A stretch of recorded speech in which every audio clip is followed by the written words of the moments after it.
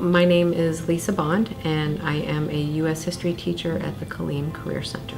I've been teaching for, I believe, 16 years. I'm not quite sure. I think I might have lost a count, but I believe about 16 years or 17. So when I was younger, I thought that I was going to be a photojournalist. I wanted to work for National Geographic and travel the world and take pictures and write about what I saw and experienced.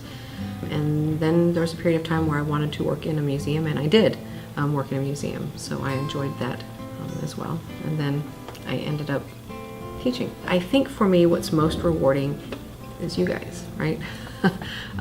So the little things that happen in the classroom that maybe aren't important to other people, but watching my students support each other and, you know, hey, good job, and that kind of feedback, or watching a student who's never raised their hand to answer a question raise their hand for the very first time to answer a question. So those kinds of things are important to me. I would tell somebody who's maybe struggling or who is new to the profession that it's best to always have a plan. It's not a good idea to show up in the classroom without a plan. So I think that helps me to be really regimented and know, okay, I'm going to do A, B, C, and D in a class period today.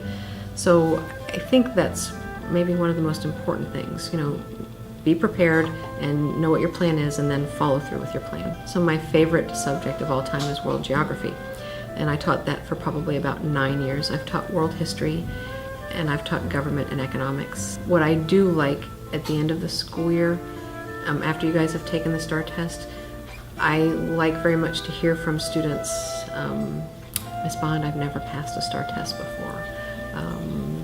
Or Miss Bond, I've never been commended on a STAR test before. I remember that for my students.